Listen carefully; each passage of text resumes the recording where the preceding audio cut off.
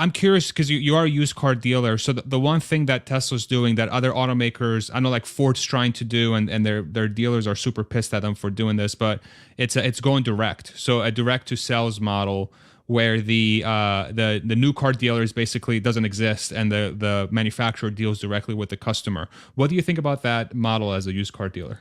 Ford wants to do this, but they're not going to be able to because they can't get around the dealers. There's so many laws that are set up in all of these states to protect these dealers from this happening. So, it's making a lot of these dealers very upset that they're even entertaining this idea. And there's a lot of dealers that don't want to put in these chargers and spend this money when Ford is trying to go direct to customer and basically compete directly with their dealers. Ultimately, I don't think it's going to happen because Ford needs these dealers to take these vehicles. Even if they try to branch it out with the EV segment to just go that D2C, I still think they're not going to be able to do it, and it's not going to be anytime soon unless some of these laws come down. And I can tell you that there are a lot of members in Congress that get some money from these dealers, so I don't Yep. think that's going to happen anytime soon. That lobbying group, isn't it one of the largest lobbying groups in America, the dealership Yeah. lobby, right? Yep. Yep. Yeah. Yep. I heard a stat from Corey Steuben from Monroe Live. I think he said so. He's they're up in Michigan, and the so if you look at all the millionaires in Michigan, the largest percentage so of profession for those millionaires is a car dealer.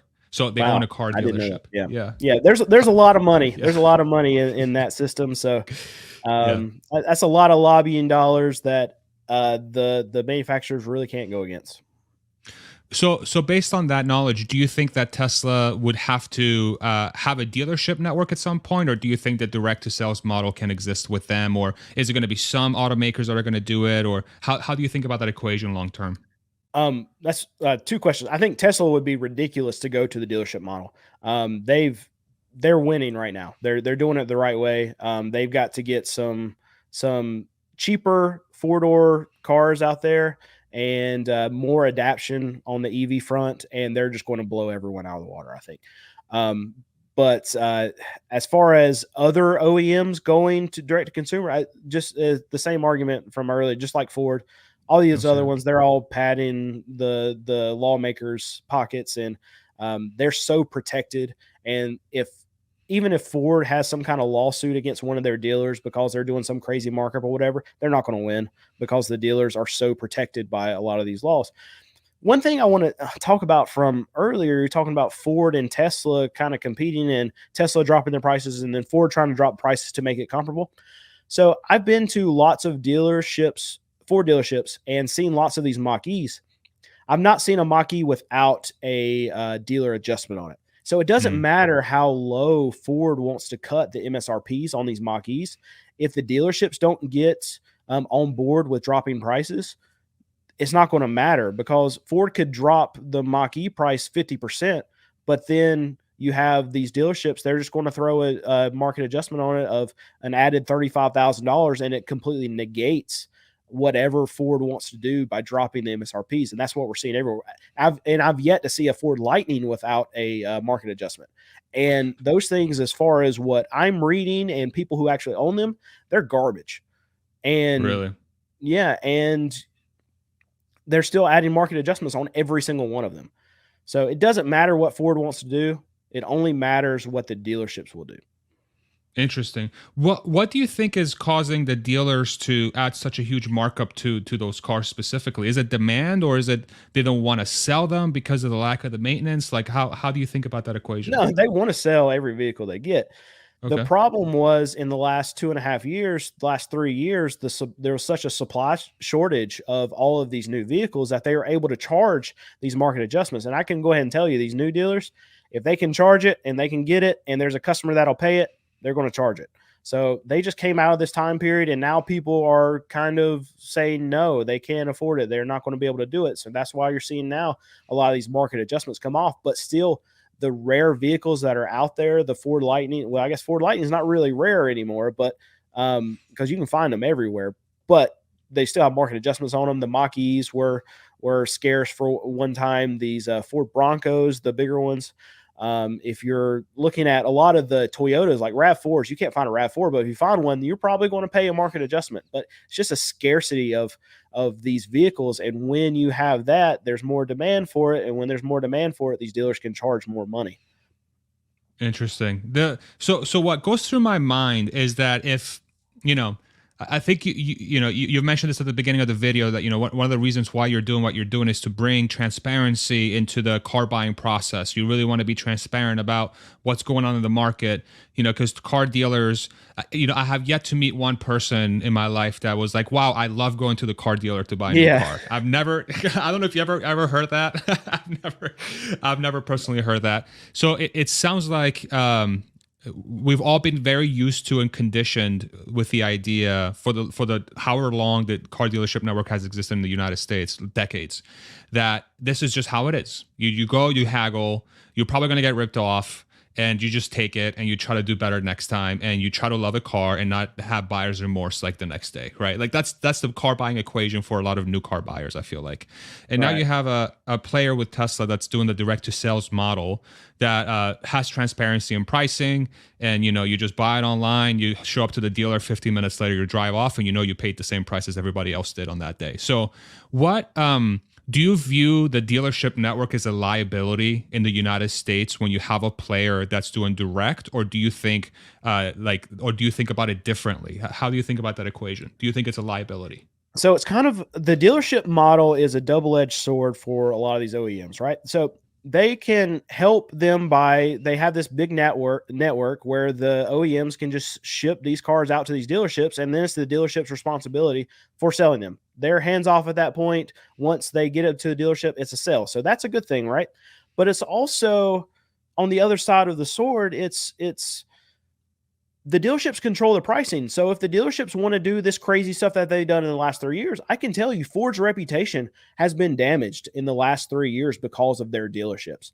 There have been people that have gone on to a Ford dealership. There's not a lot of F-150s there. They see a F-150 that they want, they like it, and then they see the dealership wanting to add a $20,000 dealer markup for no reason other than there's not a whole lot of them out there.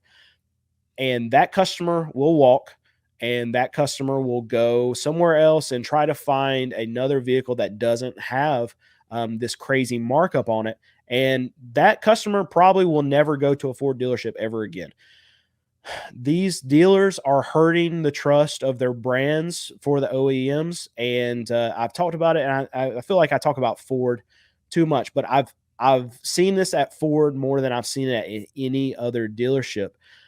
Ford is just, their dealers are out of hand, and it's really this model is, I think, hurting an OEM like Ford way more than it's helping at this point. Now, pre-pandemic, when they weren't able to do this, maybe we could argue the other way, that the dealerships were actually helping because Ford could send them out to the dealerships and their hands are washed and they're still selling a lot of vehicles.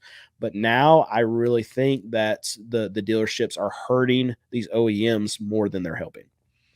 And so it sounds like the solution then is just, if you stop ripping off customers and actually give them a reasonable price and give them a good car, then a lot of this is solved. Is that the right way of thinking about it? Right. But then there's going to be your perspectives of, okay, well, now what's a good price? So, I mean, really, you can get into that argument at any time during this whole pricing model, whether it's before the pandemic or now. But I can tell you now the prices are too much. But just that's the situation that you're getting into with a lot of these dealers, because they're defining what a good price is, and they're saying that, okay, with stuff scarce, then we can charge more, and you're still getting a good price. It's just there's not a lot of them out there. Got it. What's the most popular brand that you sell in your lots? Like, is it Toyota? What's the biggest brand? Toyota is my preferred brand to sell. I will say that Toyotas still demand, even on the used cheaper side, they demand higher prices than any other brand. But I would say we probably look to buy Toyota more than any other brand, just because I know we're not going to have all that many issues. Like, we buy cars when we're selling for $5,000 and under, they have a lot of miles on them. So anywhere from 150,000 all the way up to 250,000, I still know that a Toyota Camry, a 2002 Toyota Camry with 200,000 miles, is the same thing as like a Ford Fusion with 80,000 miles. So I just Mm, know that they're good cars, and we're not going to have to do a lot to them, and the motors and transmissions are going to last for a very long time. I see Toyota Camrys, especially in that age range, all the time at auctions with 400 plus thousand miles. So I just know they run forever. crazy. Legendary. I love just how everyone agrees that Toyotas last forever. It's like they've Yeah. done such a great job, and I think that's the reputation they've built ever since they took the US by storm back in the, I think it was the 80s, right? With like the Japanese invasion, 70s, 80s, around that time frame, maybe even 90s. It was, I think, starting in the 80s. They took everyone by storm. You had a lot of the US automakers sleeping at the wheel. Sorry for the pun, but sleeping at the wheel with a lot of their brands, and then all of a sudden Japanese came in with affordable, reliable cars, and they've built this reputation of, dude, just buy the freaking Camry because it's going to last forever. Buy the Corolla because it's going to last forever. It's just That's fascinating to see it. That's Yeah. interesting that you say that they came in with these affordable cars. Is that not what Tesla's kind of trying to do right now too, to come in with a little cheaper model? And like these OEMs, these American OEMs, like they're not even making four-door sedans anymore. And Right. it might be because they know that they can't compete with Toyota, they can't compete with Honda, and now maybe they can't compete with Tesla. So they have to go after these higher margin products with these trucks, with these big SUVs, because that's where they're going to make their money. So if there's a company like Tesla or any other companies that come out where they can provide a cheaper uh, big truck, a cheaper big SUV, it's going to be tough for these OEMs going forward, and they know. I think that's why Jim Farley's trying to get up with Tesla, and they're all buddy buddy. And I don't understand why Tesla is allowing this partnership to happen. It's good for Ford, I think bad for Tesla, but I understand Tesla's their mission, and it's good for the mission. Maybe not great for the company, but maybe there'll be some kind of licensing deal that we're not being told about, something like that. Yeah, I think what's happening behind the scenes, Tesla rarely does something that's not, it's definitely for the mission, but they're definitely winning in some monetary perspective. Like my Right. gut is, when a non-Tesla comes and charges that, they might charge a premium, or Ford is paying them a licensing fee every year to be able to use the charging. So it will be a net positive for the company. Maybe they might just break even, on it, but I think the net impact will be positive, because you think about the dynamic, right? Anytime a Ford car shows up at a supercharger charging spot, it's going to be surrounded by, I don't know, 5, 10 Teslas. Teslas. Yeah. So you're basically just, every time you go charge, you're driving into a Tesla parking lot, a Tesla dealership, quote unquote. So like from that perspective, yeah. Yeah, see, my question too, from a Tesla standpoint, is are they just trying to be like the operating system going forward? Because they could have all these shell companies of like Ford, GM, whatever they're making, but they don't have the technology to be able to put this self-driving stuff, all the data that Tesla's just perfected in the last 10, 15 years. And Tesla's already got it. Could they just become the Android for all these different phone makers and basically do that in a car? And then it's just like Tesla and Apple, and then everyone else just makes phones. Yeah, that's a fascinating question. That's something that's been thrown around a little while here in the last couple of weeks, ever since the initial partnership came out with Ford and Tesla, and Elon Musk was, he was saying, hey, like, we're willing to help with anybody on the software side, on the FSD side. I think over time that will happen. I think over time Tesla will be quite involved in the, say, outsourcing of technology in some respects, because I do believe they're much farther ahead than literally every other legacy automaker. I don't know about the new upstarts in China. I think that they're pretty competitive, but GM, Ford, and all these other players, VW, BMW, Mercedes, all these guys, Tesla has advantages that they don't have, and it's multiple years ahead, sometimes even a decade ahead. And it would benefit Tesla in outsourcing their technology, because it fulfills the mission, which is advance the world to sustainable transportation. And then they're also winning from the standpoint that all they're doing is they're just selling something that they never sold before, and they're making money on something they weren't making money on before, which is, the full self-driving computer as an example, right now it costs them, say, $2,000 per car to include that hardware, regardless if someone's going to buy the software or not. Whereas it can be like, okay, Ford, you want to take on the full self-driving? Sweet, great. We'll sell it to you for 5,000, and all of a sudden now they're making money on something they're not necessarily making money on right now. So I fully expect this to happen over time. It'll probably take a few years, probably a decade or so, but it's one of the competitive advantages. You know, when you're so ahead in a myriad of things when it comes to EVs, that's the kind of opportunities that unlock. And I wonder how much of the Ford Tesla partnership is sort of a opening the door, like a floodgate of sorts of this to happen later in the future.